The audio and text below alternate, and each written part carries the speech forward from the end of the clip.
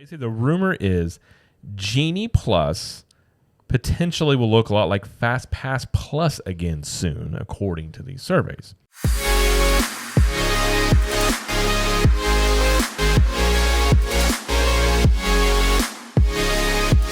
Hello, everybody, and welcome to the show. My name is Jared Lee, and I'm joined, as usual, by my lovely wife, Jamie Lee. So, Jamie, how are you doing? I'm well, Jared. How are you? I'm good. I'm all, we had 4th of July last night, as most people did, on a Tuesday, which is weird on a Tuesday, but it was still really good. And so today feels like a weird hybrid between a Monday and a Friday and a Thursday. I don't know what I don't know what that's called, but... Well, it's weird because, I guess some people would take Monday off. That was my question. But some people won't. Yeah, like I'm unplugged from this. Like, did most people get like Monday off, or did most people take like Wednesday off? I mean, I guess some people took the whole week off, I guess, if you could. Right. But yeah, I was confused at how people would do that. I don't know how most people did, but... I don't know. Yeah. Well, see, since next year is a leap year, it moves to Thursday. We skip Wednesday altogether. So then everybody gets that Friday off. So everybody gets that Friday and then the whole weekend. So next year is going to be awesome. See, I think major holidays, I think they should not be able to fall. I think there should be a law of some sort. They shouldn't be able to fall like on a Tuesday or Wednesday. Make it like it should be like, Thanksgiving. It's the the fourth Thursday like it needs to be every like November. If the 4th is going to fall on a Tuesday or Wednesday, I don't know what you do. You do something. I'm not a mathematician nor a calendarologist, but I'm just saying. I think that's what you would call it. Yeah. I'm thinking, they do it on the 4th because that date is significant. Well, that's what I'm saying, but we do some other stuff to make the 4th. Anyway, I'm just saying we could figure this out. All right. But either way, we had a really good 4th of July. We pitched in, and our neighborhood always goes a little crazy, and had a nice little fireworks show. It wasn't, it wasn't Magic Kingdom fireworks, but it was a good fireworks show. Absolutely. Well, this was our son's first year of really... we let him hold some sparklers, and or those things that shoot off. Yes, he was very interested, as he is, at that age where he wants to be involved in everything, and he loves the fireworks, and he hated when they were done. It's like, and I get it, buddy, but it was one of those things where he did not like he liked the boom, and then there's nothing after it, and that made him mad. But that one that's the fountain one that looks like the sparkler fountain is the only way I know how to describe it. He loved that, and it lasted what? I don't know, 30 seconds maybe. I think at best. Every time it was over, it was just tears. He just couldn't take it. Well, he got better once he figured out there was more fireworks to follow it. I think he was figuring it was all done. But I mean, I get it. Fireworks are great. But yeah, it was fun with that. And then, I had some food, shot some fireworks. Hope everybody else had a nice 4th of July. And I know some people, in Club 32 were at Magic Kingdom and Disney checking out some of the festivities, which we did last year. We went on the 3rd last year, and that was the first year I've actually ever checked out the 4th of July fireworks show and all that stuff like that, which was fun. It was a good time. It absolutely It's a good fireworks show. Yes. So, and we actually will talk about some interesting things about the 4th of July. Okay. Magic Kingdom specifically. Okay. But that's a tease. Okay. That's what that is. All right. So we do have some news, including that. Plus, we were going to talk about our topic today, which is staying cool when it is hot at Disney World, because it feels hotter than I can remember the past few years. It is just really hot in general. I think the heat index has been over 100 in Central Orlando, and I know down here. So staying cool in the parks, while a lot of people think, I need to do that, there's some things, you can do to help have a better time, because the heat's always going to be there. But we just have some tips from people who live in the swamp. We do. On how to stay cool at Disney World. But before we get to the news, we just want to remind you, if you want even more content, and if you can't quite afford Club 33, if you don't have $30,000 laying around, perhaps you have, $6.99 a month laying around, and you can join Club 32. And involved in that, we won't pick you up with our limos or anything like that, but we do have extra content. We have live streams. We have product discounts. You get 20% off of CTM apparel. We have the Cool Kids Kitchen. We have the Club 32 Speakeasy. We have the Club 32 show live stream every Tuesday, except for yesterday because it was a holiday, where we just go live and hang out with everybody. We also have we have a private podcast feed. We put extra content on there. We have CTM at the Movies, where we've been watching the 90s sitcoms where they go to Disney World and everything seems like one giant park. We've been watching those as a watch party. So it's a lot of fun. We have some, we also have some meetups We have one in November and one in January coming up, and all sorts of things. That's great. We have a private Facebook group and Discord as well. So if you're interested in joining there and if you want to support what we do, you can go to ctmvip.com. You can do monthly or yearly options. If you do the yearly, you get a free trial. And if you get a free t-shirt. And if you want a free trial, you can do that as well to see if it's for you. So again, if you're interested in there, go to ctmvip.com. And if you'd love to join, we'd love to have you. So, all right, the first story we have is the 4th of July at Magic Kingdom was completely sold out of park reservations, but it didn't quite seem to be at that level if you were in the parks. Right. So I was checking wait times throughout the day because I was just curious, because I'm always curious about holidays specifically. And you always check wait times. And I check on the regular. Okay. It's kind of a That's just hobby what I do. No. Of you and our daughter. I do. I'm curious. Like, oh my gosh, did you see how long of a wait Haunted Mansion is? No. So I was looking yesterday. So today's the 5th that we're recording this. So I was looking yesterday, and the wait times for a holiday were just very not where they have been in the past. Like, not as high. And thrillData.com actually analyzes how, like, the average wait times, like, for parks on a certain day. And they do a lot of analytic stuff too, but this is interesting. So the average wait time across Magic Kingdom on the 4th was 26 minutes, like the average wait time for the attractions. Wow. Okay. And they're saying that it was the slowest July 4th in a decade.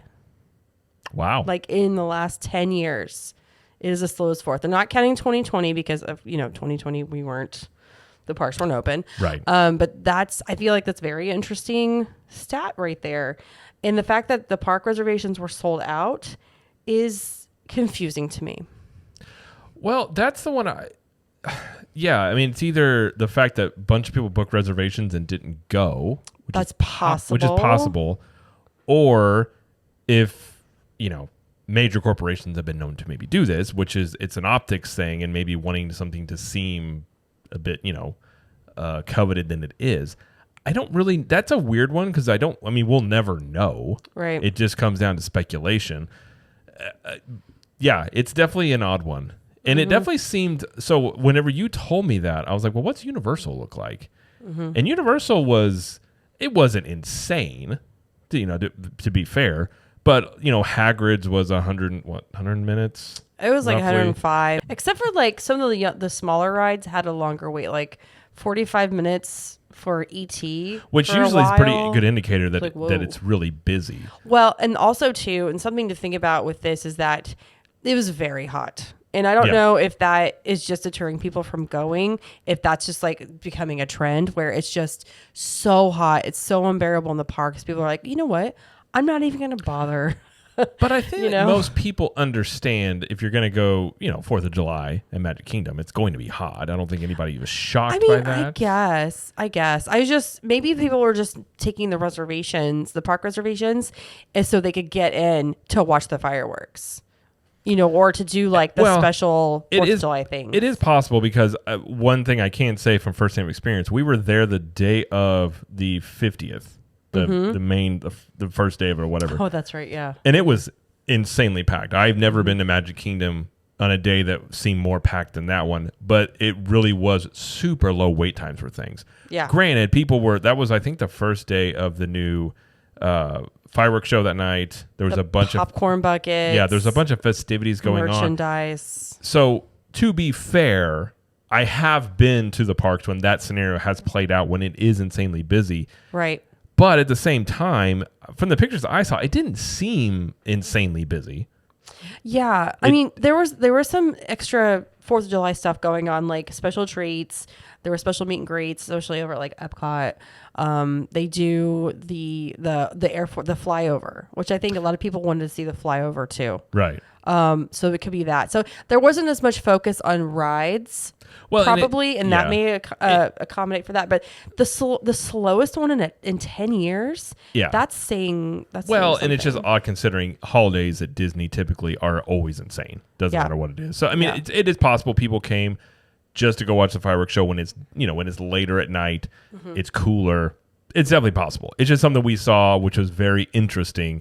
And then the first thing I compared it to was Universal didn't seem to be at that low of a level itself. So, it's just one of those things that it's interesting to look at and see if there's ever, any sort of trend going forward. But yeah, it was just odd, especially when you looked it up and saw that it was the fourth slowest in a decade. And I was like, man, that's a lot. But anyways, that was just something we noticed and it was interesting. Having said all that, I'm going to be on the 4th next year. I'm going back. Why'd you say it in an accent? Because I want to say it with an accent. Okay. No, I was just like, I really want to be there. Because we were there last year. It's a cool show. It is a cool show. And it's cool. Like, they got to have a dance party that happens in the hub. At least they did last year. I think they did it this year too. They did. Mm-hmm. So they have like a DJ that kind of, it's kind of like a party atmosphere. Well, I got it all planned next year. I'm turning 40. I'm turning 40 next year, July 7th. And that's, 3 days after the 4th. We're going to do like a long weekend. 4th of July, birthday. I got it's already in the works. You in America. Merca. Okay. That's planned. There we go. All right. All right. Well, the next story we have is that unexpectedly, the Bounceback offer has returned. If many of you remember Bounceback offers. Yeah, Bounceback offers were basically you would be able to book a new vacation on your current vacation. So like you would get either like something in your email, you get something on your door, something in your room that says call this number and you can book a new offer in the future at, like a little bit discounted rate. So starting July 5th, Walt Disney World guests can book a discounted rate on a future 2024 trip. So that started today. There's 35% discount at deluxe hotels, 30% off at moderate, and 25% off of value. And most nights are available. And there is a list of what's available to see. You must book within 7 days of your checkout date. This is only available to do over the phone. Details of this offer is going to be emailed directly to guests on the morning of checkout beginning on July 5th. In the weeks following, the offer will be shared with guests through in-room collateral, like a pamphlet or something, and on their in-room TVs. Now, I don't know if this means the emails are going away and it'll just be this, or it's going to be both. I'm not sure about that. This is just my opinion. This is unexpected, like Jared said. This is great, though, because right now there are no discount offers for hotels past 2023. So if you're wanting to book for 2024 and you want to lock in those discounts now, this is great for you. Yeah, my question is, and I have something that I'm going to bring up that I think is related to this, but okay. Why do you think they're now bringing back the Bounceback offer? Because again, when did they stop the Bounceback offer? They were doing it up until the pandemic. Okay. But the discount wasn't as good. So basically, essentially, it's not hard to really read between the lines here. They didn't feel like they needed to offer a Bounceback discount because people were going to keep coming. Right. I think essentially. It was 2019 yeah. was the last time, or early 2020. So I think this is a pretty, we've mentioned a few times, and we have people we talk to, that bookings are looking a little down, and it's not hard to see from the discounts they've been running from the summer all the way until the end of the year. Mm-hmm. And then now this. So basically, I think it's clear that bookings are looking down because you don't have the deals you're running through the summer. You don't have the deals you're running actually through the end of the year, plus Bounceback offers. Mm-hmm. If everything's looking really strong, you wouldn't feel the need to really do that. One would assume anyways. I think you take that and then you take that with this next thing I saw, and I don't know if many people saw this, but the Disney stock was downgraded at KeyBank. It says, quote, on a meaningful uncertainty. Now, mind you, this is one investor. This is like an investment firm thing, but basically it says and this was reported in like Yahoo Finance, MarketWatch, Barron's, all these big, financial things. KeyBank Capital Markets analyst downgraded Disney stock to sector weight from overweight on last Thursday, citing meaningful uncertainty as the 2024 financial setup feels a lot like the 2023 setup, in their quote. They spelled out 5 areas of concern, which included stalling direct-to-consumer subscriber growth, talking about Disney Plus, a failure to differentiate DTC turnover, which is direct to consumer churn, which is like losing direct to consumer subscriptions, sagging Disney content sales, a quote materially harder reality for moving ESPN to streaming. And then they also quoted, along with fears that domestic park expectations appear to be too high in the U.S. And they quoted that March and April saw lower park attendance than what was expected, sort of thing. So I point that out because, well, I kind of pointed out because I got a little flack from some people saying that I was essentially making up that the bookings were looking down. Even though, seriously, that's just a consensus, right? I don't know who's saying that they're not, but they definitely are. I'll just say I got a couple of emails and things. Okay. We don't. Again, I'm not sitting here acting like that I have inside knowledge of Disney, nor is Jamie. But it's just something to note that all these discounts being offered, these bounce back offers. Now you have the stock, situation here. I think it's safe to say, if the parks do take a dip, and I think I said this a long time ago, if the parks take a little bit of a dip, that stock could go really low. And if that stock really goes below it, like it's under $90 right now. If it starts going down low 80s into the 70s, they will put pressure on Iger. Mm-hmm. And then that's a situation that, and we'll talk about next week, maybe if depending on how Indiana Jones does in the box office, that could even put even more pressure. So I think you could see even more discounts. I wouldn't be shocked. I think if they had dining plan back now, this is when you would see free dining being offered. Mm-hmm. Because this, that's a good question. If they're going to bring back all of these discount offers that we haven't seen in a couple of years, is free dining coming? Because it won't be in 2023. They're not even introducing it until 2024. I don't think they've got the system set up for it. Right. So it won't be this year, but it could definitely be next fall. It could be in another year. It'll just remains to be seen. But I just think that for the guest that is booking vacations, is coming back, that this is a great deal. This is a great deal to be able to book your next trip before you're even off the other one. It's true. I like that. So I don't think I ever took advantage of it. Like when we were kids, I don't think we ever did that. Because they've had Bounceback offers forever. It used to be called something else. I forgot what it was called though.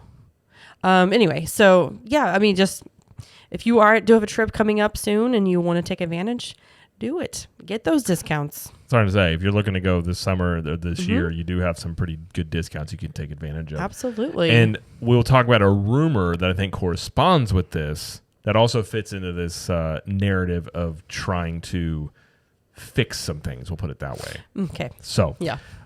So we'll move on to the next news story, but that one we're talking about there is a rumor that we will discuss. But all right, the next story we have is the Eat to the Beat dining package pricing and details have been released for the Food and Wine Festival. Yes, they actually go on sale today.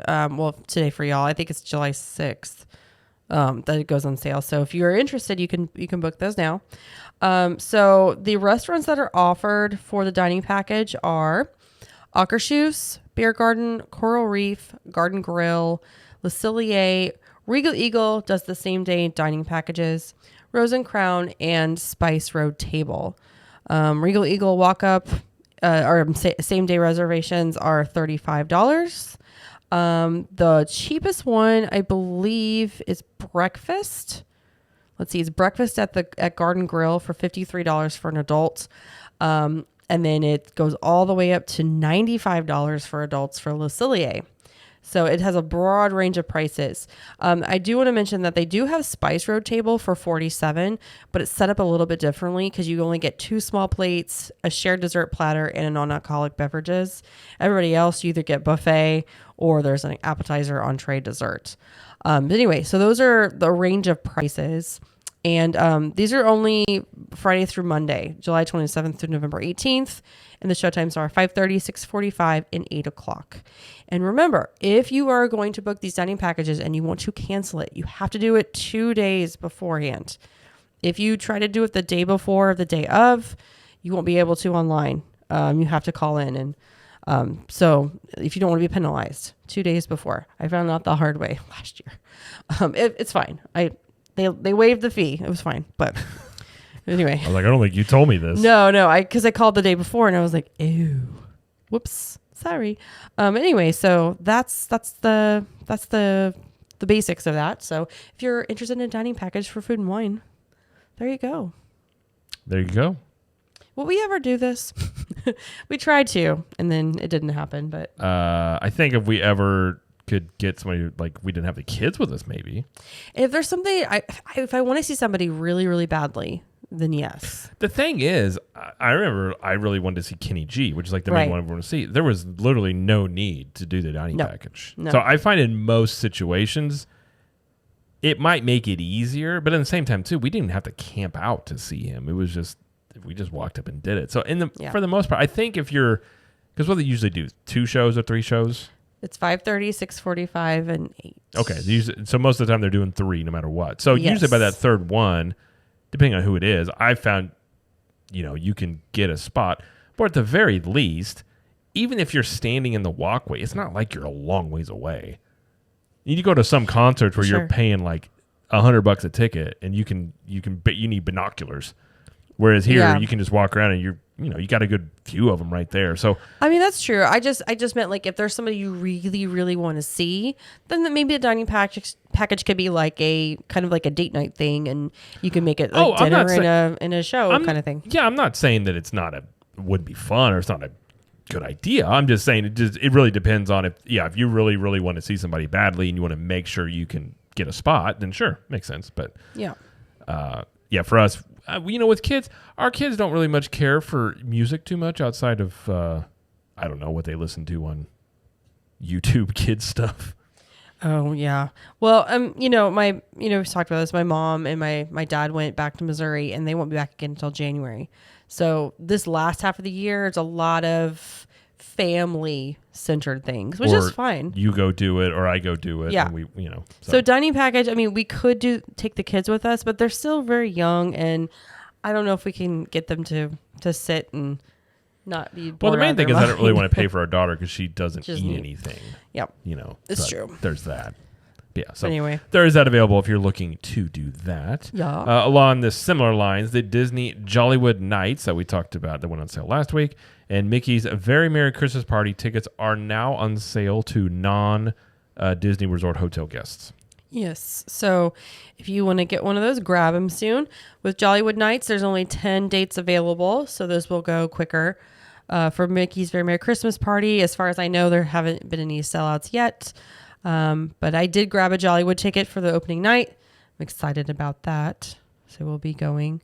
But yeah, that's it. That's all I wanted to say. Good more. Okay. Yay. Sounds like a good time. I know. I don't have anything else to add. I will put the kids to bed and go to sleep that night. There you go. All right. We along those same lines as well. Halloween night is now sold out for Mickey's Not So Scary Halloween Party. So if you're looking to do Halloween night, you cannot unless you already have a ticket. So sorry. But that's the first one to usually go. I think I would do this on Halloween night after the kids are too old to trick or treat. Because they're still young to trick or treat, and I think they enjoy doing the neighborhood trick or treating. Right, yeah. So I think until that time, we would never consider doing Halloween night. Yeah, I would agree. Yeah. It's like a thing when you're a kid. It's a thing. Yeah.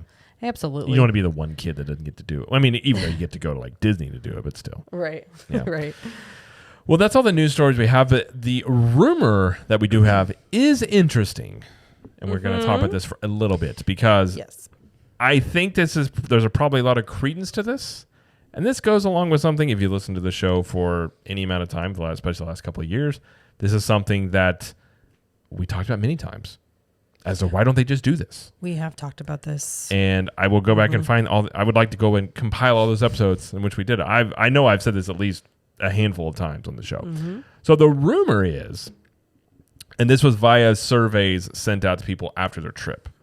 So some people, showed us some of these things. So basically the rumor is Genie Plus potentially will look a lot like Fastpass Plus again soon, according to these surveys. Yeah, so these surveys that Disney sends out post-trip kind of can give you an idea of to what they're thinking along the lines of sometimes these things don't pan out. Sometimes they're kind of in process of doing these things or just want to get guest feedback to what they think. So yeah, this post-trip survey was sent and they had some very interesting questions involving Genie Plus in individual lightning lanes. So here are some details that were brought up. This new service, which is basically Genie Plus, and individual lightning lane could be purchased pre-arrival for all days of the visit at the same time, which essentially they used to do for Genie Plus, but not individual lightning lane. You know what I mean? Like they had that capability up until, I don't even know how long ago. It was last year sometime. But individual lightning lane has always had to been bought day of. So with this new service, they're saying, okay, maybe you're going to be able to do both pre-arrival. Now this could be done up to 7 days before you arrive for Disney Resort hotel guests and the select like Good Neighbor hotels, and 3 days prior for other guests. And you can make selections at the time of purchase. So you buy your Genie Plus or whatever it's called. You buy, or you can get the individual lightning lane as well, and then you can make your selections when you buy it. You don't have to like wait. You know what I'm saying? Yeah. With like now, if you buy it like at midnight, you have to wait until 7 a.m. You know, there's no gap for this example. Right. So for this new Genie Plus, you would have a choice of available return times. Pre-arrival limit of 3 experiences per person per day. That sounds familiar. Additional selections can be made the day of visit after the initial 3 are used and based on remaining availability. You could select 1 experience from Tier A and a limit of 2 experiences from Tier B, and additional selections day of from Tier B based on remaining availability. So for individual lightning lane, you could have 1 per person per day that can be purchased. And they have given examples of what Tier A and Tier B would be for each park. So Tier A for like Magic Kingdom is like Haunted Mansion, Space Mountain, Peter Pan, and Big Thunder Mountain Railroad were like the 4 for Tier A. And then basically almost the rest were Tier B. But what they're saying is you wouldn't be able to pick another one from Tier A at all. Like once you use your first 3. Okay. Basically, this is Fastpass Plus, but it's paid. Yeah, it's basically exactly that, which is ironic because that's essentially what I've been saying they should just go back to. And I think if they did go back to that, and I hope this is true that they do, this would be something people would like, because the biggest issue, and we saw this last week when they had this updated version of Genie Plus where you could buy per park. That just, like, sure, you can do per park now, but it also makes it more complicated. So everything about Disney has become more complicated. I mean, everybody talks about the expensive, and yeah, it's expensive. And that keeps going up, and that is the deterring factor. But it's also more complicated. And whenever Genie, like, we figured at some point Fastpass Plus was going to become paid. Like, a lot of people in you know, that go to the parks a lot were like, we assume this is going to happen. If it happens, whatever. Like, no, I don't think anybody was really going to be in an uproar about it, especially after COVID. But when they redid this whole system in the way that, you know, they got Genie, then Genie Plus, and then individual lightning lane, which to this day, that is the worst name for a service. The fact that they never got something different than individual lightning lane. I feel like there's a better thing to use there. But I think if you just went back to basically Fastpass Plus, but make it paid, people know that system and they liked it for the most part. I mean, some people didn't like it, but usually the thing you would hear is people that aren't wanting a cut the line system at all and want everything to be standby, because the argument there is you actually end up overall waiting less in line. But I don't think in parks in general are ever going to go back to that, because you can make money on cutting the line and people like the idea of that. So right. I think this should happen. I think it would make a lot of sense, and I think it would go into what we've been talking about for many months, in that the surveys coming back from people are saying it's too complicated.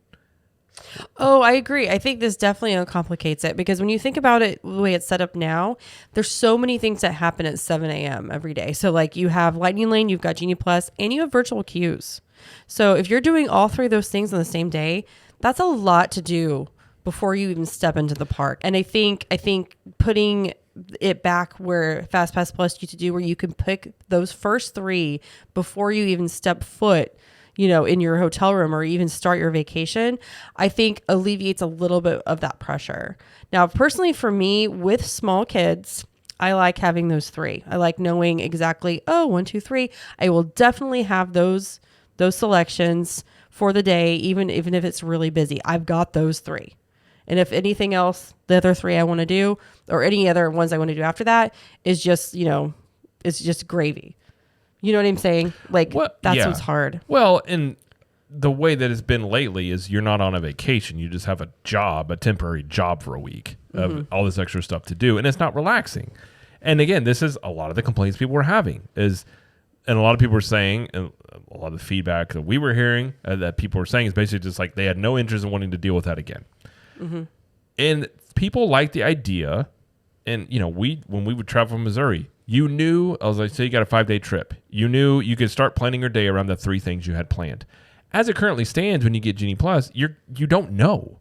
And for a lot of people, I think yourself included, hate that. Not knowing how the day is going to look. You can't plan you're trying to plan your dining and all these other things, but you have zero clue as to when these rides you're going to fit these in, how it's going to work. Oh my gosh, that's the worst part. So each day is this just almost like a shotgun race of like, let's just go and figure it out. And a lot of people don't like that.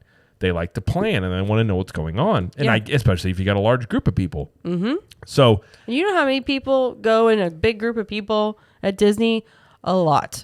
And a lot. I wouldn't even want to try to imagine dealing with Genie Plus with that many people and all that stuff. No, thank you. So I think this rumor has a lot of credence from what we've been hearing and what just from the feedback that we have about it. I think they should do it.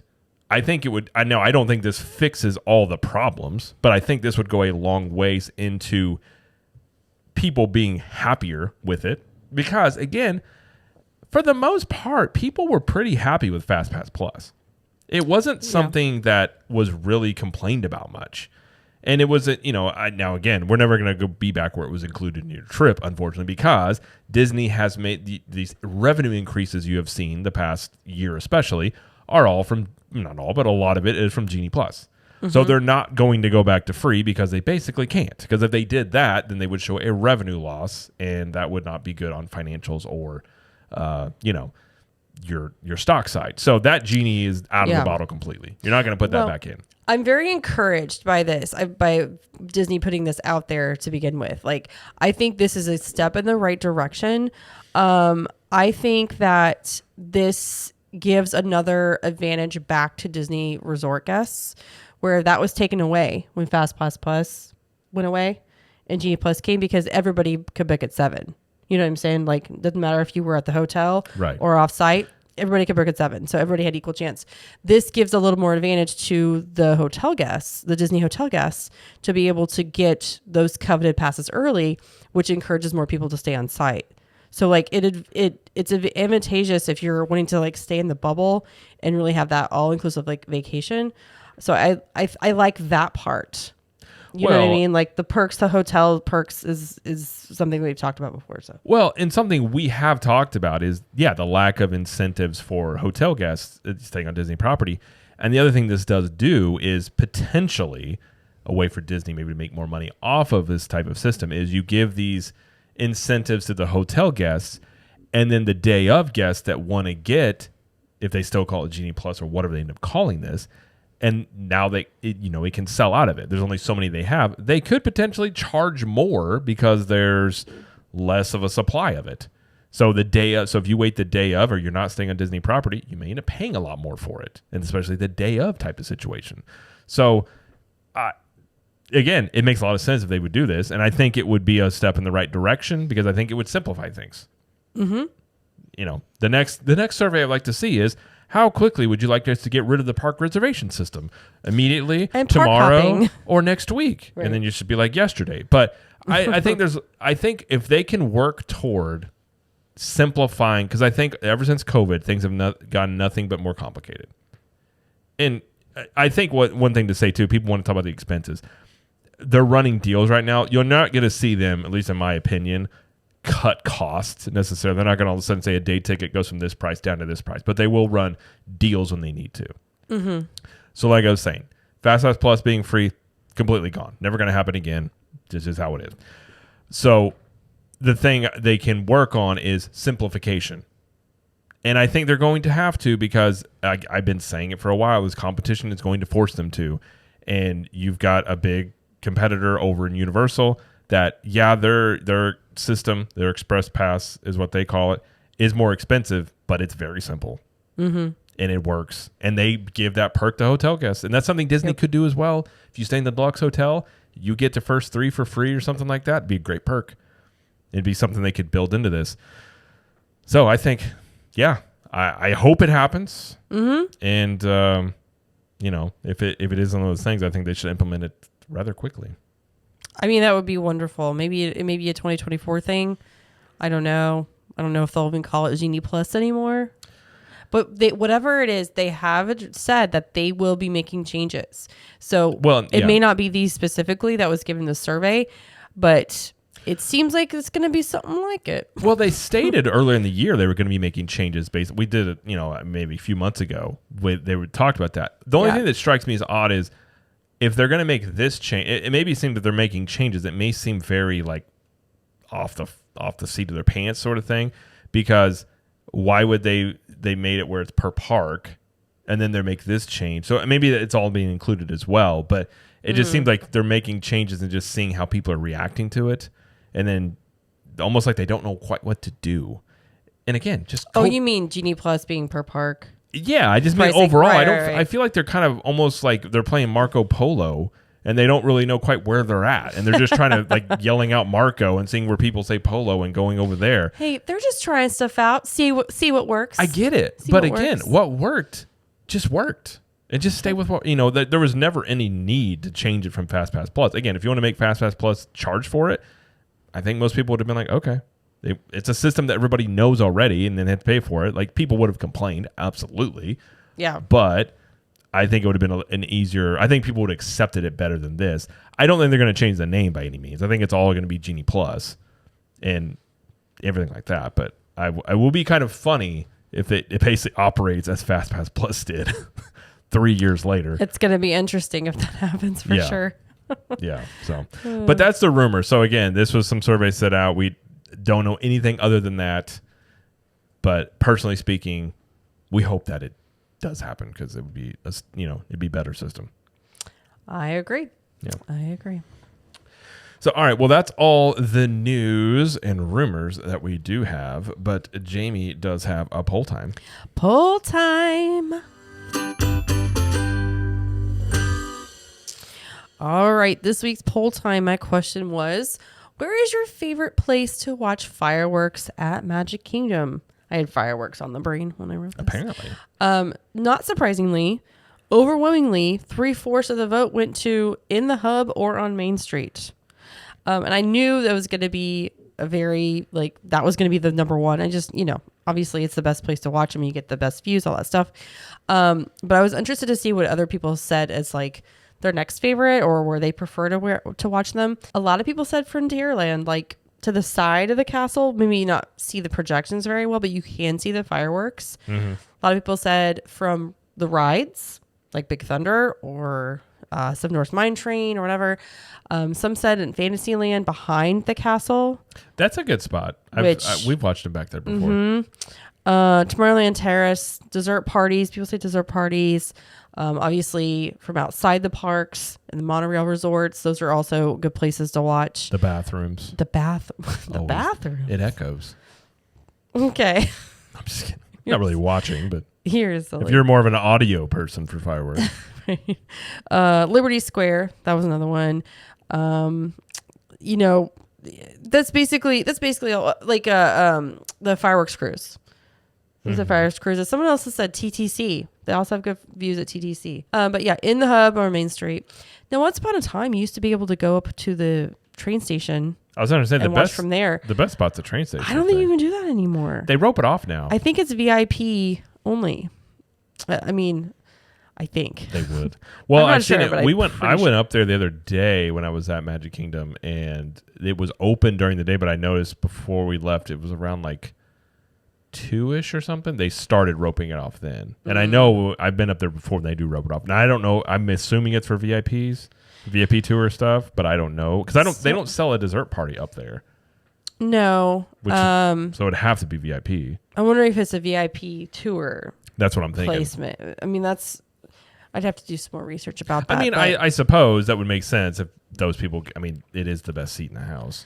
I did ask a cast member one time, like, how do I get up there? She goes, it's for VIPs. It's like, oh, but I didn't know if that meant VIP tour or John Stamos. Celebrities. Right. Yeah. John Stamos. I wouldn't put it past them. They just rope it up every night anticipating that John Stamos might show up. Yeah.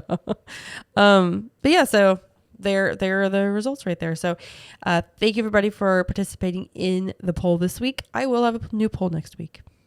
Yes, if you want to be part of the next poll time, you can do that in 2 ways. You can join the Capture the Magic Facebook community, and Jamie posts the polls in there, and she also posts them on Instagram on the stories over at Cap the Magic, where we are now over 11,000 strong there.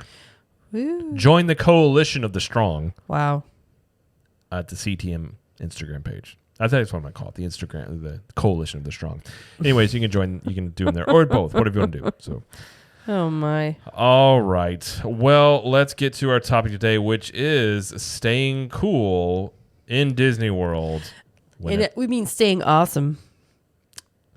No. See you guys next week. Oh, I'm so sorry. Yes, because it's not going to become a shock to anybody probably, but July, August, the one that sneaks up on you, September, a lot of times is even hotter than July. It's a strange one. You wouldn't think it's the case because a lot of people come to Disney and they think, oh, fall, September, a little cooler. Sometimes September is worse. But whenever it's really hot in the parks, we're going to give you some tips.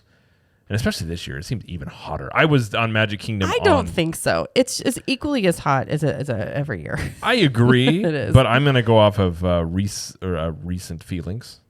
So those are Jared's feelings. What is not there a word for fact. recentivity? I want to say recentivity, but that's not a thing. I just made that up. Recentivity? Okay. Like recent activity? I'm making it up.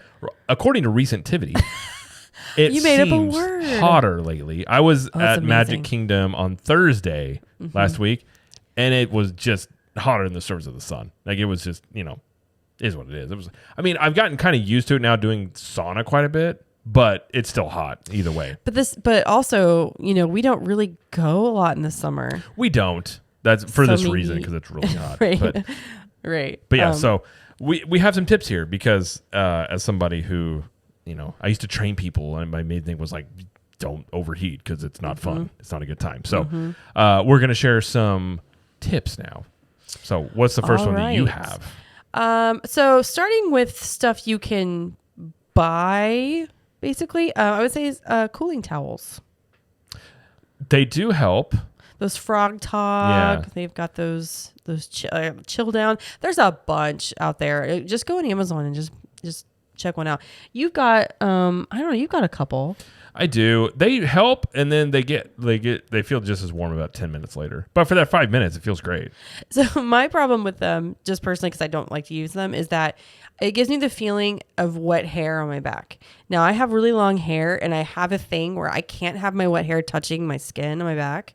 So having a towel on my back like that would give me that feeling.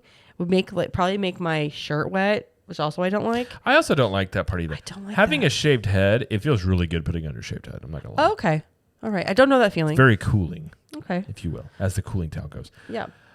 One tip I will say, and this just comes from the main thing people do when they go to theme parks is they don't drink enough water.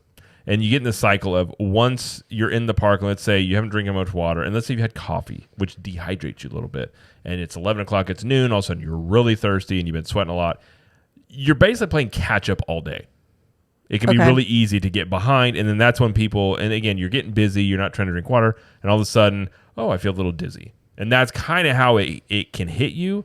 And if you don't understand, if you're not used to that feeling or know what to look for, you can still power through that, and then all of a sudden you're in a bad spot a couple hours later and you need medical attention. So what I always tell people to do is The easiest thing to do is start your day off, especially on vacation here, get a bunch of water in first thing in the morning. Mm-hmm. So one way you can do that is I always tell people, I typically do this in my day-to-day life, but drink 32 ounces of water right when you wake up, especially on vacation, or just to have a thing of water and drink a bunch of it before you go into the parks.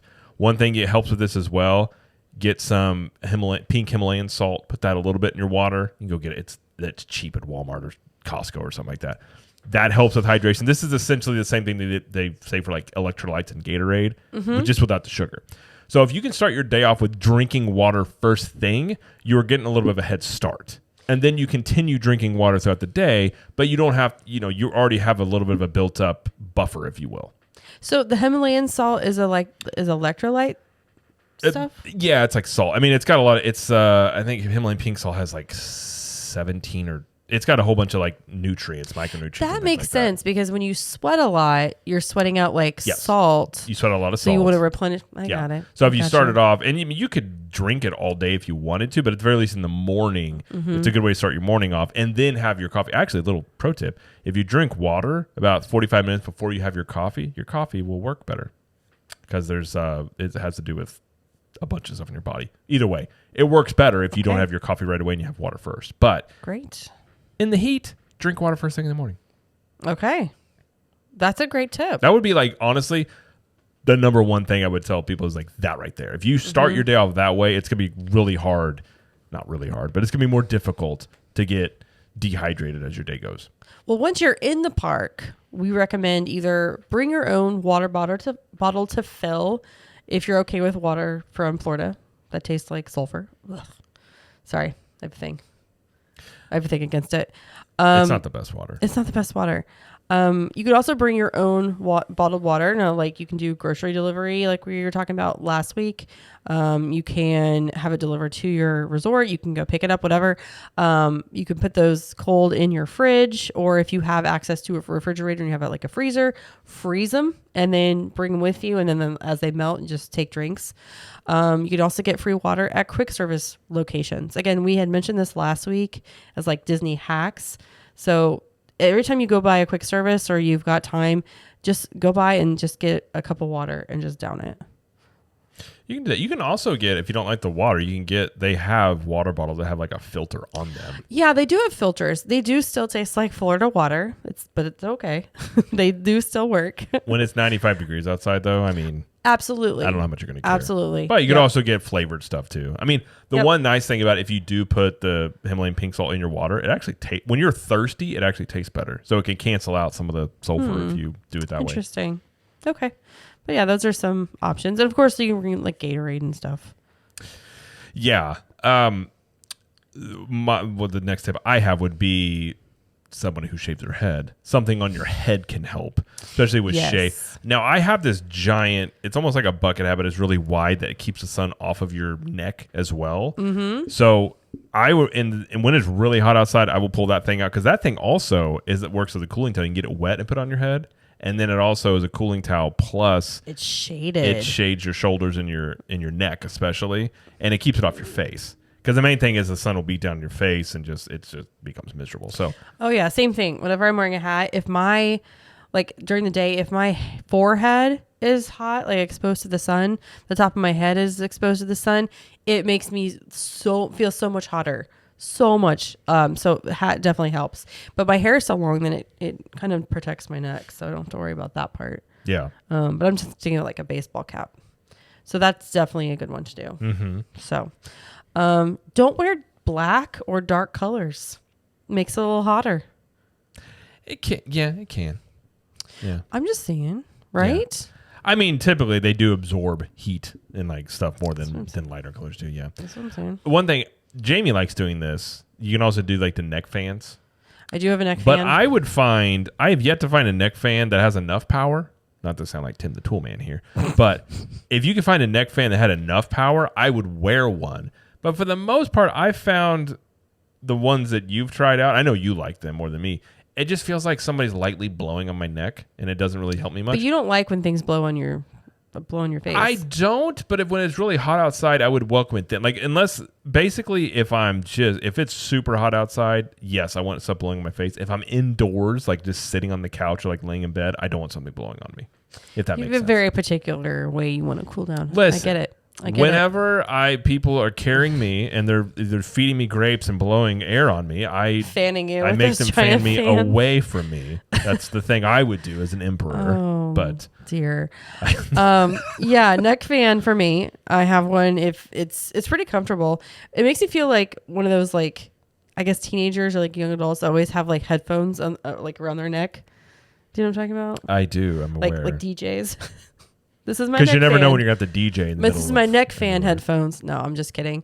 There's also personal fans where you can just hold them out to you, and they're fans. You can do a Mr. Fan where it mists you as the fan is going, which our daughter, she brings hers a lot. Those are actually pretty comfortable. Yeah. I'm not gonna lie. Like those actually work. Like misting station. Like another one along those lines. If you're in Magic Kingdom, there is that misting station over there by Tomorrowland. Yes, I guess we should mention that right now. Yes, they do have misting stations. They have 2 in Magic Kingdom. They've got one, by Space Mountain. They've got those tiki ones in Adventureland, like right next to Jungle Cruise. And of course, they have Casey Jr. Soak Station. Right. So those are all cooling areas. There's also, going back to the neck fan, personal fan thing, they have neck cooling tubes. Have you heard of these? Yeah, I've heard of this before. I've never tried them, but it sounds like it could work potentially. So like you just have to either get them like lower than 64 degrees Fahrenheit to be able to get cold enough to like freeze or whatever they do. And then you just put it on your neck and it lasts for maybe like half an hour. I mean, it could potentially It's interesting, work. but I guess it uses like water or whatever's inside of it. Well, and actually the reason cooling towels and that type of system can actually be pretty effective is if you ever have seen somebody that is having like a, potential heat stroke situation, the first responders will put something really cold on the back of their neck. Because that's a place that it actually can cool you down quite a bit quickly. So if you can, if cooling towels are that is actually something that is beneficial in the heat. And it can help cool you down quite quickly. There you go. So, one thing, just as a way to go about your day, and what we typically try and do is, especially if you're staying, on property or like around Disney or wherever you're at, take a long break in the afternoon because that is going to be the hottest part of the day. Oh yes, you get to the park before rope drop. Yeah. Get the rope drop, stay 4 or 5 hours. Go back at the hotel for midday break. To go to the hotel room, swim, whatever, and then go return to the parks. You do Disney Springs, dinner, whatever. I wouldn't say go back before 5 because it's still hot. It's still really hot at like 4 or 5. I mean, it can still potentially be really hot in the evenings, but the advantage you have is you do not have the sun as bright beating down on you. That is true, but it's still hot. If the heat, basically the way I always tell people, in the mornings, it's still going to be humid. It's not as hot in the mornings, but the humidity is something that's just going to be on you all day long. So at the very least, in the middle of the day, you don't have the sun on top of it. Right. So that's true. If you can cut that out, it does make it a little bit more comfortable. Again, you're still going to be sweaty because it's, you're just, the minute you step out of your hotel or your car, you're just going to be instantly wet with sweat. But at least you don't, have the direct sunlight on you. You need a shirt that says "Wet with Sweat." I mean, it's thank you, Florida. It's always thank you, Florida. Right? Mm-hmm. Wet and sweating. Well, some things you can do. We're going back into the parks. You can get some cold treats to cool you down, like ice cream, Dole Whip, Mickey bars, popsicles. True. They melt fast, though. Get ready. Eat those fast. They do. They get kind of sticky, so have some wet wipes too. Or just eat them in the shade. Or share. Like I can't eat ice cream fast because it's too cold. So share with a friend. That ideally. But random person. Do you want my Mickey random bar? person in line might be a little odd, but whatever. Another place, Epcot and Magic Kingdom do have splash pads. So for the kids, which our kids now love doing this, but they can go, and one thing we'll do when it's like one of the went over Universal, we knew we were going to ride water rides, is we kind of just dress. I think even I had to like swim trunks on, like have on sort of like clothes you don't care to get wet in, like whether that's a swimwear type thing. And then if they want to get wet, they can just get wet. Because then if you get wet, it actually feels kind of good because it's not, if you especially have the wicking stuff, which the moisture wicking fabrics. Yeah, absolutely. Which is one thing you'll see some people wearing long sleeves, and you'll think like that seems crazy, but I do have it's like a surf shirt, and when you sweat or you actually do get wet, it actually feels really cool. Like it does cool you down quite a bit. So you could look into those. There are also SPF, so when you wear those, you're not going to get burnt through them. Oh, that's good. So it can be a way of you don't have to worry about putting on sunscreen on your arms. So if you've got a big bucket hat and one of those, you'd be pretty good from the sun. You might have to worry about your legs a little bit, but you wouldn't have to worry about because I personally hate the feeling of sunscreen. Like if I can avoid it, I just feel sticky and like this goop is on me. So if that's something that you want to do, and if you go ride a water ride and you get wet, or you just dump water on yourself, you'll cool down and feel pretty good. You could also do a water park day where you go to Typhoon Lagoon or Blizzard Beach, whatever one is open, and just spend the day there because you can just hop in the pool if you're too hot. Magic. It's true. Not the hot tub. Not a hot tub. Don't do that. I will say when we our pools here at the neighborhood are one of them is heated, one of them is not. And let me tell you, it felt like bath water during the 4th of July. Oh, it basically was a bath water. Was so that was not refreshing at all. So hopefully Disney they turn their heaters off in the summer, right? Or is it heated all year long? It's heated all year long. I'm pretty sure it's heated. I mean, I would assume once the pool gets to a certain temperature, they might turn them off. Right. I don't think they'd probably have them running like right now. No, right. Okay. But that's good. But yeah, you can also, again, have a pool day where you just literally go to the pool all day, which it can be fun depending on where you're staying. You can make that an adventure. Like Stormalong Bay, Yacht and Beach Club is a good one. Polynesian is a good one. I mean, Disney's got great pools, so I mean, any pool is really going to be good. But personally, I'm not a pool all day type of guy. I like pool for a little bit, but just not like all day. But you can always do that. That is it, to each their own on that one. Sure, it's not a water guy. I like water. I'm not the type of person that go to the beach or be in the water all day. Right. I get bored really quickly. Right. It's fun, but not a water guy. One thing you can do, and it does, like we talked about with Genie Plus, it can make this kind of difficult because sometimes you don't know what you're going to be able to do until your day starts. But if you're able to, when it's going to be the hottest part of the day, you could try and plan your day into doing things, maybe like say you're at Epcot, doing things inside the land or the Imagination Pavilion, something that's indoors, or queues that are not directly in the sun. You could do that versus being in like Toy Story Land at 1 o'clock on a day because it's hot in there. So if you can try and plan your days out a little bit where you're not directly in the sun at the worst parts of the day. Yeah, especially like the land pavilion at Epcot. You've got Soarin', you've got Living with the Land, you've got that Awesome Planet show, you've got the food court, you've got Garden Grill. I mean, there's a lot to do in just that one pavilion where you don't have to step outside. Yeah. It's great.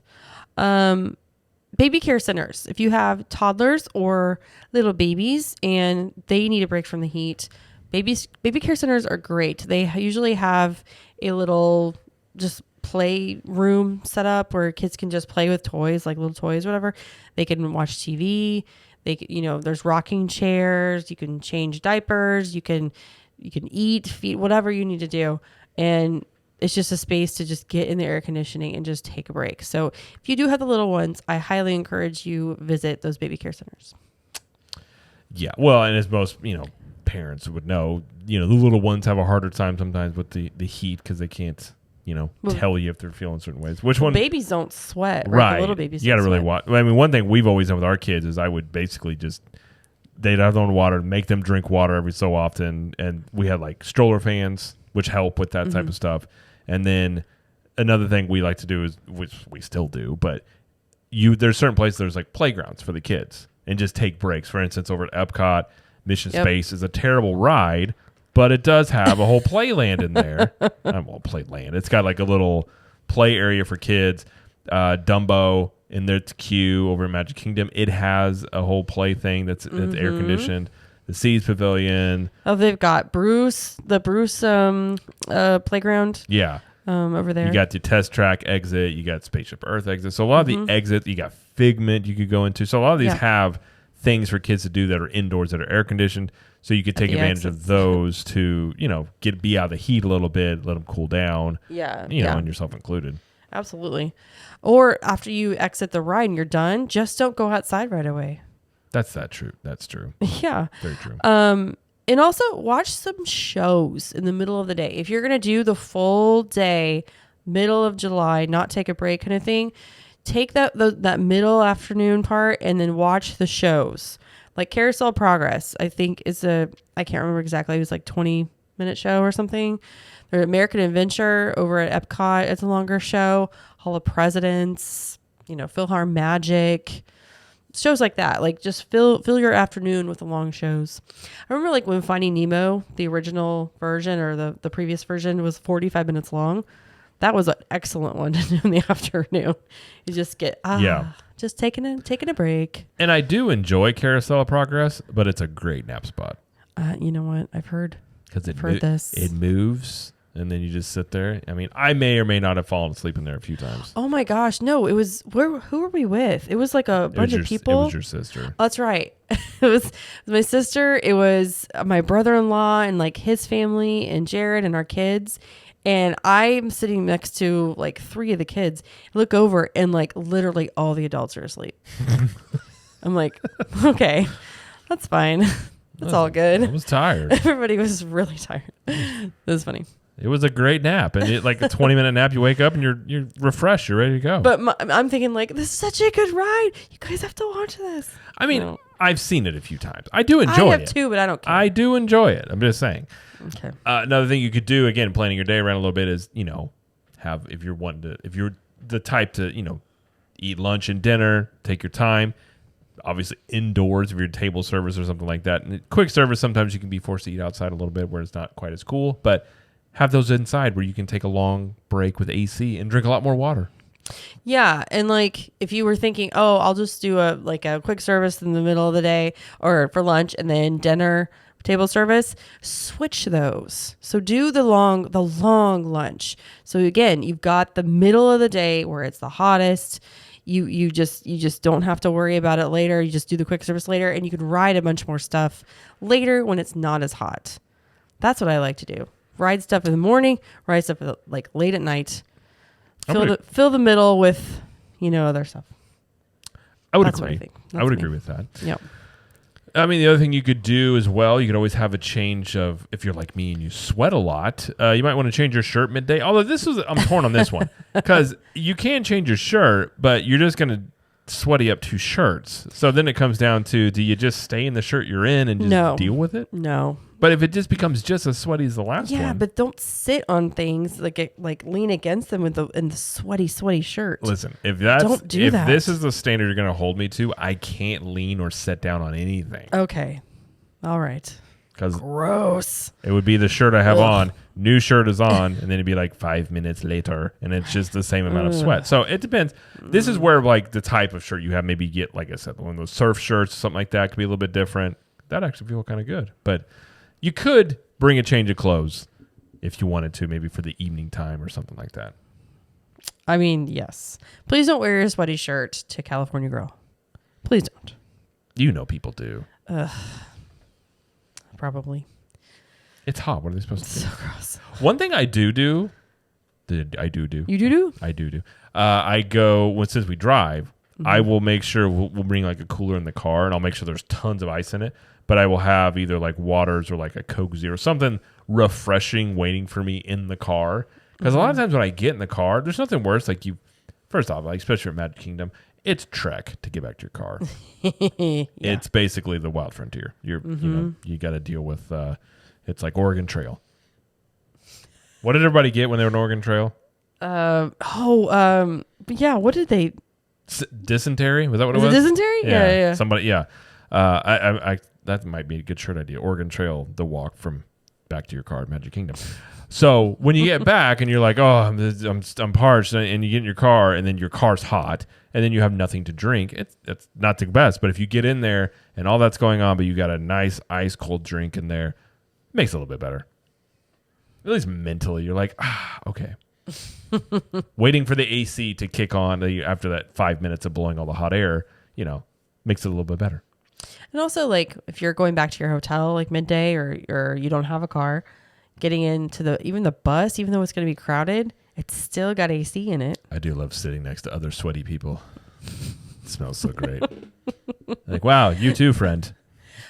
But if you're gonna be like outside, at least like the ferry back to TTC you have a little bit of a breeze. You do have a breeze through on the water. Breeze. Yeah. The little boats, the little boats that go to the resort. Yeah, I feel like a lot of times you're on the bus, like in the middle of the day, you're on the bus. I don't know if it's you or me, my friend, but one of us is raunchy. I'm gonna say it's you for my sanity. Another thing you could do, call me crazy, you could just avoid the summer heat altogether and go from November through February. You could do that. And then you wouldn't have to worry about any of this stuff. Yeah. It's actually November through February is pretty great weather-wise. Honestly, that's where we like to take the most vacations. I mean, you can probably stretch that depending on the year, March and April potentially. It can get started. I mean, like this year was actually kind of timid all the way through May. Oh my gosh. Yeah, like we really didn't start getting hot until like May. Speak for yourself, but Florida wasn't really super duper, at least not where we are.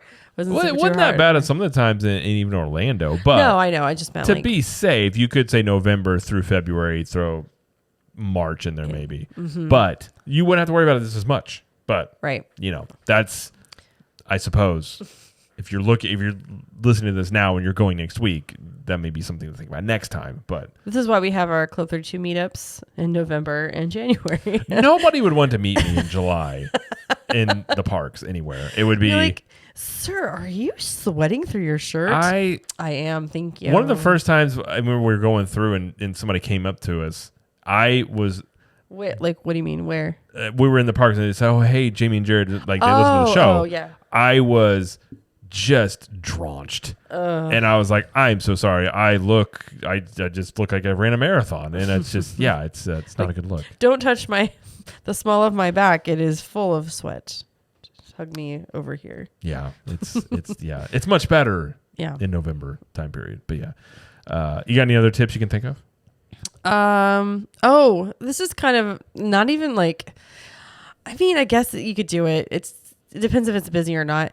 When you're leaving Magic Kingdom and you're coming through like Adventureland, just cut through the Casey's exit, just walk all the way through the Emporium, just stay in the AC longer. That's true. Well, and speaking of that, one little thing you could do if you're waiting for fireworks and it could be on Main Street, get your spot on the sidewalk that's like outside the Emporium or something that has the AC on, because the AC air will blow on you and you can just stand there. That is amazing. That's a really good one. And if someone tries to ask you to move, you fight them. You say, you're like, this is a my spot. I am from the streets. I'm here. I'm fighting you. But anyways, we've been a few times kind of on accident, and especially like it's gross, but your back's all sweaty and then you feel that cold air hit you. You're just like, oh, I'm never leaving. You just stand right there. It's not bad. You do have to deal with crowds when you're leaving, but you do have a little period of time there where it feels fantastic.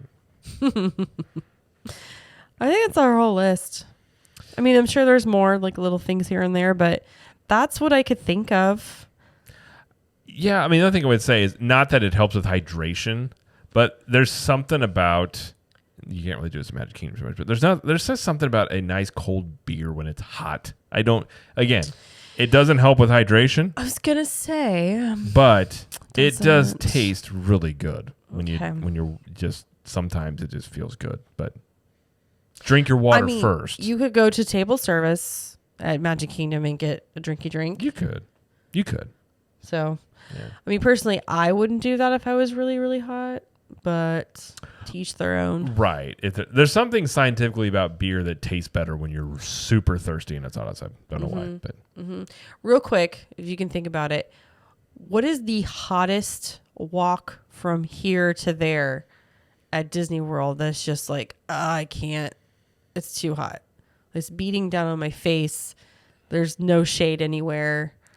That you're just like, get me to wherever I'm going, whether it's the car or transportation or whatever. It's not in the parks, and I have like one specifically. It's not in the parks? This one I'm thinking of is not in the parks. Well, I mean, the World Showcase can be tough in the summer. So not in the parks. The walk on, like I said earlier, the walk to your car, if you parked at Magic Kingdom, DTC, okay, that one can be a brutal one. The Animal Kingdom, they have trams now, so I wouldn't say that one. But Animal Kingdom is so hot. It's hot general. anyway. Yeah. Epcot. No, I was thinking specifically the walk from the exit of Epcot, like if you walk over to the boardwalk, because there's no. I was thinking about that. shade. Yeah, if you're over that bridge and everything, that's a brutal walk. And you have to go uphill. Which, if you got a stroller, it's a little bit of you gotta use a little more force there, especially with our 6 and 3 year old who are basically the same size, and that stroller is on its last leg. Just pushing it up the hill and then go down the hill, and then when you get to boardwalk, there's still no shade. So it's like one's the hottest one. The boardwalk is really hot, actually. It's really hot. Yeah. We love it, but mid-July, it's not. Yeah, it's not the coolest place to be. There's a few walks that are brutal. That being one. That was one of them. Yeah. Yeah. Or the walk if there's no breeze and it's like middle of the day from Boardwalk by the pool to Hollywood Studios. Well, that one might be the worst one actually, because there's literally no shade and you're walking under the bridge. There's shade. That is it. I enjoy taking my solitude or my I don't know what you would call it. Refuge under bridges. Do you? I do as well. I knew it. I suppose any bridge would be at the one at Disney World would be the place to do that. But there it is. Other than that, it is Hollywood Studios can be a bit rough actually in general. Like it's a hot park. Like I think Animal Kingdom. So for those that don't know, Animal Kingdom is almost like kind of built like a bowl. Yeah. So when you're in it, the reason a lot of times it feels just hotter is because you're just sitting in the heat more. Mm-hmm. There's no airflow in that park. So Animal Kingdom's hot. Like it definitely feels hotter for sure. Hollywood Studios is not much shade throughout that park. It's a lot of just openness. That's true. Magic Kingdom used to have more. Magic Kingdom's got more spots so you can kind of tuck in and just like go into a shop or you can get into a ride that has an indoor queue. Like it's got more things to do. So you've got more spots to jump into stuff. Epcot, it's a pretty hot park too, though. I mean, once you're in World Showcase, you can jump into pavilions and stuff, which is nice. But if you're going on the World Showcase, bring your water. It's a hot one. Mm-hmm. Concrete and sun just goes so well together. They go together like something. I don't know. Anyways, a torturous combo, if you will. So, yeah. All right. Well, I think that's all of the heat tips that we have. Heat tips. Yeah. Cool down tips. Cool down tips. Yeah. But so that will do it for the show. Be sure to check us out on social media. Like I said, we are at Captain Magic everywhere except for Twitter, except for TikTok, and we are at Capture the Magic there. And on Instagram, we're over 11,000 followers there now. So again, join the you mentioned that earlier. Coalition of the Strong to get us to 100K. I don't know. Eventually we'll get there, but I don't know if we'll do it tomorrow. But anyways. And be sure to check out some of the other shows on the Capture Magic Network. We have the CTM Universal Show, where we talk about Universal Studios, and that is twice a month. That's on this feed and its own feed as well. Jamie has Trip Tales, and that is her Trip Report show. And the next one there is oh my goodness. I'm going to try to have it out Monday and the next one out the next week. I got behind with the one in June. It's been so crazy. So I'll have 2 this month for sure. I'll try to get the next one out on Monday. Okay. Yes. There we go. And then, be sure to check us out on YouTube. So we have vlogs on the YouTube channel at Captain Magic there. And we also have a separate YouTube channel just for the podcast episodes and show clips there. And that is at CTM Podcast. So subscribe to both. And if you want to watch video versions of the show and you want to watch clips and things, that's the place to do that one. And the newest vlog, one of the things I was able to get a capture of when I was at Magic Kingdom on Thursday, forgot to mention, was I'd never even seen it, but they had the double-decker trolley come out, and I was able to get at the very top and at the front chair.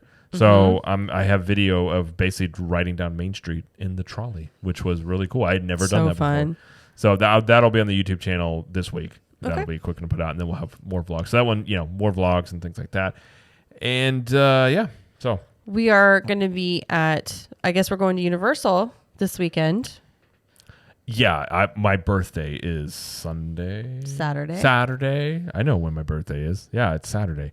And yeah, I think we're going to go to Universal and hang out there and enjoy the parks a little bit. And yes, I'm turning 40. It's also my birthday on Friday. Don't forget. Yes, I know. I'm sorry. Yes, Okay. it is your birthday on Friday. It is officially birthday month for our family, and mine kicks it off on the 7th, Jared on the 8th, and our kids on the 16th and 18th.